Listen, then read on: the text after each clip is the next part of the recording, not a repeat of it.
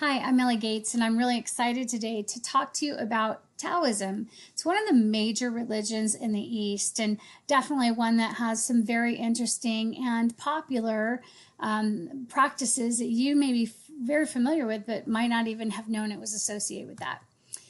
But let me start with a story. So, once upon a time, a long time ago, there were three men. They were standing around a vinegar jar. Now, these just were not ordinary three men. They happened to be the three leaders of the major religions in the East: Confucius, Buddha, and Lao Tzu. And they were coming together to talk about the meaning of life. So they're standing around this water jar, and Confucius takes a drink, and he finds it sour. It's so sour because because life was full of such degenerate, corrupt people, and they were just out of step with heaven. And what he really felt was that the world needed rituals and rules in order to bring back order. Now, Buddha stepped up and took a drink, and his was bitter because he realized that man's wants caused such mass suffering in the world. And really, the only thing that could happen is to escape this world and move into nirvana. Now, Lao Tzu stepped up and he took a drink and he smiled. Yes, because when you're living in tune with harmony and with the universe and with the life force, then in all circumstances are sweet. Now, that may seem like a really interesting story or kind of a weird story to start with, but I thought it was very telling in terms of the three different religions in the East. Confucius really put in place a lot of orders and rigidity around, purposeful activity and things that had to be done in order to earn your way to salvation. Buddha, really tried to get people to just leave, figure out how to do everything you can to get out of this life. Now, Lao Tzu was really more about living this life and living it to the fullest and realizing that life will have disappointments and life will have suffering and it will be bitter, but you can smile in the midst of that because it's just a part of life. And that's really the essence of Tao. Now, I've put Tao, T-A-O, that's how it's spelled. It's also pronounced Tao. So you may hear Taoism or Taoism. It's the same. But really the essence of Tao is both this cosmic journey of how I'm supposed to live in harmony with the world, with human beings, with animals, with nature, that we are all interconnected. And the essence of Tao is the way that can't even be described, actually, but it's what we have to discern and how we need to live. Now, this has a very interesting origin story, one that might be familiar to you, and you've probably seen this picture before. So this is Lao Tzu, who was, according to legend, we don't know much about him at all, but according to legend, he was a records keeper in the imperial courts of China. And he had been really promoting, cultivating goodness and all the things that we see in Taoism today. So the harmony, the peace, the goodness, the ability to just not get into friction and conflict. And he got discouraged. And at 80 years old, he popped on himself on a water buffalo and headed off to the western border of China, which is near Tibet. But he encountered a gatekeeper, again, according to legend there, who said, hey, you are important. You should go back. And he knew he was running away from something, but he could not convince him to go back. So he said to him, will you please at least write down all of the philosophies and the things that you've had for this society that you're leaving? And so he took 3 days and he came back with something that was 500 characters and it had all of his thoughts. And that is really what we call the Tao Te Ching, and that is the way and its power. And so you can see Tao Te Ching or Tao Te Ching. Either one is what that's called. And really, that was the beginning. Now, when he wrote it, it was 500 characters. By the time they actually codified it a couple centuries later, there were other writers that had contributed to it, and it was much more than that. But it really started with him. Now, you may be saying, what is Taoism? It's interesting if you look at when this started around 500 BC in ancient China, there were warring states. you had a lot of emperors just going to war with each other, trying to, win the land. And really what was needed was the ability to bring peace to people's hearts. And there was a group of thinkers. They got together and they really started looking at and attuning themselves to the world around them. One looked at a bunch of birds and the trees and really just tried to understand the rhythm and the mechanics around how they lived. Others studied the night sky and looked at the rhythms and the movement there. Others looked at the vitality of animals and how they were provided for, how they lived together. And others watched the greed, the hate, the trust, and the love in the human world. And these thinkers got together and they talked about all these different cycles and patterns. And what they realized is there were patterns that undergirded all of these activities. And they were repeating patterns, which meant that there could be underlying principles that they could be discovered about how we can coexist in harmony with nature. And that really is what Tao is. Tao is this big essence of the universe, and we would know it as Yahweh, but that's what they call it, is Tao. Now, when we look at Tao, it really there's three main facets of it. The first is philosophical, and we'll talk about that. The second is more around the vitality. That's where you're going to recognize a few things there. And the third is spiritual. Sorry, I forgot to put that on there. So let's look at the philosophical. Now, the Tao itself is written, and it's 82 chapters, very small, very short, very pithy. Definitely can be read in about 2 hours or a lifetime, just like the Bible. The Bible can be read in 2 hours. But he talks about all these different interesting things, like the difficult is born in the easy. As again, I say these are pithy sayings, but there's 81 short chapters, and a lot of these opposites here. So they're all really focused on opposites, which you'll see a lot in Taoism. And the whole thing here is that you have to be able to hold the tension of these two things.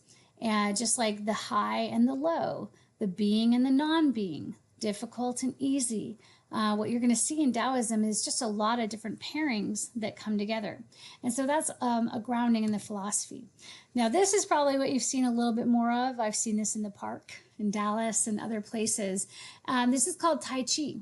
And this is the second, facet really of Taoism is about this whole idea of augmenting your energy or your chi. Chi is energy. But really getting longevity and you repeat a series of martial arts movements in this that the body actually ends up internalizing. And over time, you know it so well that you can just be present as you see it move forward in front of you. And that's really the whole goal, is that, over time you're able to master and your body gets into muscle memory of these things. And then you're just present with the universe. You're present with the Tao. You're present with God. Moving in the midst of that. And so that's really the vitality side of this. And again, the Tao Chi is what you've probably seen. The second thing that will become very familiar to you is the yin yang. Now, this concept is probably one of the most central concepts in Taoism. And it's this whole idea that we are inseparably bound up with everything else. Now, when you look at this, again, iconic symbol, it's actually called the Tichu. It's got, the white and the black, the male and the female, the light and the dark. And what's interesting is they aren't completely, uniform. There's a hole in each one of them, where even within darkness, there is light. Even within light, there is darkness. And what's so beautiful, though, is it's rounded out by this big spherical thing. So even the chaos, even the polarity, everything that sits here is actually contained in the midst of this sphere. And so what it's really telling us is that, the positive and the negative, the light and the dark, the death and the life, they're all interconnected. And ourselves and others are all interconnected with one another. And, we see this in a lot of ways. We saw this in COVID, right? We're definitely one person patient zero or whatever you want to say. Someone, leaked it from the lab, but that actually went out and affected almost the entire world. Well, if that's true, then several of us who really care about things could actually affect the world too. So there is a lot of intricacies there too. All right, so that's the vitality. The third one is the spirituality. And this is really what we call popular Taoism. This is where more people are definitely involved. So the others that we just talked about, the Tai Chi, the Yin Yang, some of that has been exported. And, it's not really even Eastern anymore. It's just kind of out there as an eclectic practice that has been adopted here in the Western hemisphere. But the spirituality side of this is really all about, all things depend on each other to the Tao to exist. The trees, the water, the air, everything. If you look at everything that happens, I love this. The Tao, great Tao flows everywhere. All things depend on it to exist, but it does not lord it over them. And that is such a picture of God in my mind, right? That God is everywhere. Everything depends on him, and yet he's not lording anything over on us. He's wishing that we would come to know him. So this is around the spirituality. Let me talk to you a little bit about the scriptures. So there's 3 main books here around the scriptures. The first one is the original by Lao Tzu. After him came a man named Zhuangzi, and he really wrote a lot more on what Lao had started. His was much more around expanding us into a concept of wonder, right? Just really getting lost in the unboundedness of the Tao. And then, of course, they canonized the Tao, as I said, in the 2nd century. Originally, at one time, there were up to 5,000 books that were written around Taoism. Now, when the Mongolian Empire came and the Han Dynasty came up, they basically, by imperial decree, killed almost all those books.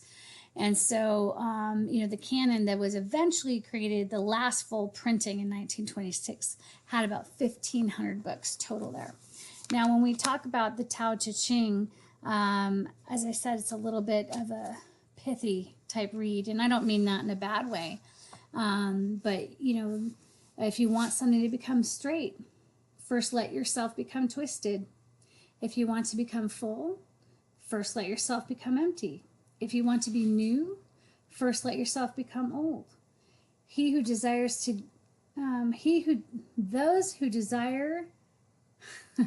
Those whose desires are few get them.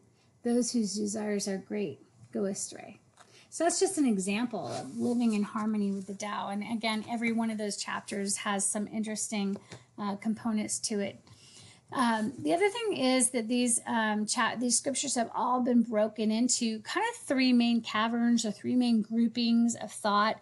The first is and they're from highest to lowest. So the first is the authentic writings. And so that will include the things from Lao Tzu and even Zhuangzi, and those will be there. Then they have the numinous writings, which are really more just texts that are out there. They're scriptures. And then we get into the spirit, which is more of the divine writings, and these are more revelations. So these might be things that have come down from Tao masters or from those that hear from the Lord, from the Tao. So that's really what it is. And most of these scriptures are broken up, all these scriptures, all 3 of those are broken up into these 12 main categories. And, if you look at this, it's very similar to what we have in Christianity, right? We have a whole history and section called Chronicles. We've got, hymns, we've got memorials, we've got rituals and ceremonies, and we've got diagrams and illustrations, maybe, in our Bible, maybe in the Holman Bible. We definitely have some commentaries that we all consult. So lots of different things that actually look like Christianity as well.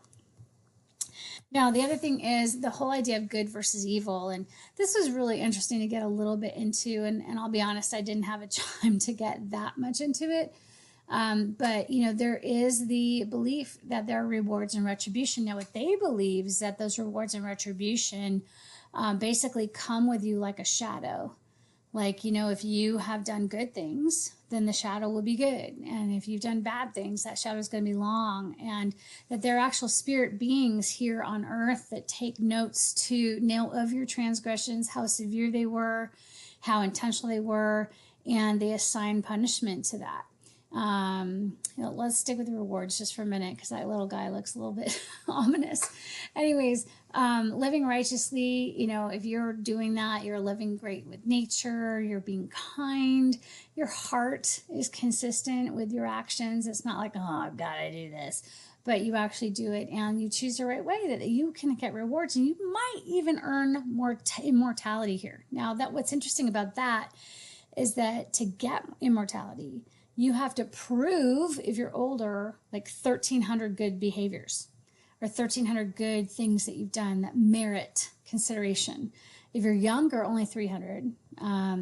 But I find those numbers interesting, and the fact that, what qualifies. Like, I'm sure if I read all of the literature, I'd find that, but that was just weird to me. Secondly, was the whole idea of retribution. And, this is where, as Christians, I think, we have a great opportunity to bring hope to the Taoists. But basically, there are spirits here on earth. Even the Taoist masters might send some notes to other deities and tell them what you've been doing. These lower level ghosts can harass you.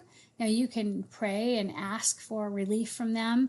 But here's the other thing, that if you are seen to not do a good thing, that you are going to be punished. And if you don't finish your punishment, or let's say your life gets cut short, but you haven't finished your punishment, then that punishment would be revisited on your descendants. So that's very weird. Norms and behavior, this is a very community-minded, kind, and harmonious group. They're vegetarian. They do not eat meat. They live off the land. They live off the Tao. Everything that they get, that the Tao provides, is what they take in. They respect matter, right? They're not out there killing animals. They have great respect for every living thing. I mean, many of the videos I've seen have them bugs crawling all over them. They're like, oh, isn't that amazing? No. They like solitude because it gives them a chance to really connect with the Tao, and then they're very generous. So, very much like Christian norms and behaviors in many, many respects. The alignment with Christianity as a whole, I will say, for me, I think it's more aligned than it's not. They're really searching for this Tao and really to be a part of it. And there's such, I admire that dedication and consistency to really be a part of nature. They're content. I think about Paul, who says, I've learned to be content in all things. I've had plenty and I have not. They're peaceable, right? They want to live in harmony. They want to live in peace. One of the things we didn't get a chance to talk about was that they have a whole phrase called Wu Wei. And basically it's action through inaction, that they're not gonna just go in and deal with conflict and have that. They're going to allow the Tao to take care of it. And just like water will rush, will take rough edges off a stream over time, or rough edges off a rock over time. They can live in peace and harmony that way. And then no hope. That was my bottom line that I took away from here, is that this is a religion where you're spending a lot of time searching for, but there's not a lot of hope on the other side. I mean, there is a better living in the moment, living in the presence, but we've got some opportunities to be able to evangelize this group. They're very good, many, many practices, very devout. We know the name of the Tao. So, as I thought about this, I was thinking, Yahweh is the true living force that we feel all around us, that created everything.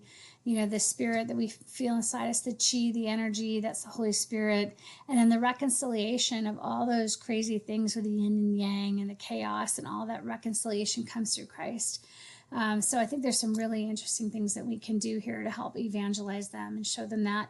I think they've got some great activities that we could be a part of, right? The Tai Chi, the meditation, just being able to really develop those spiritual disciplines a little bit more.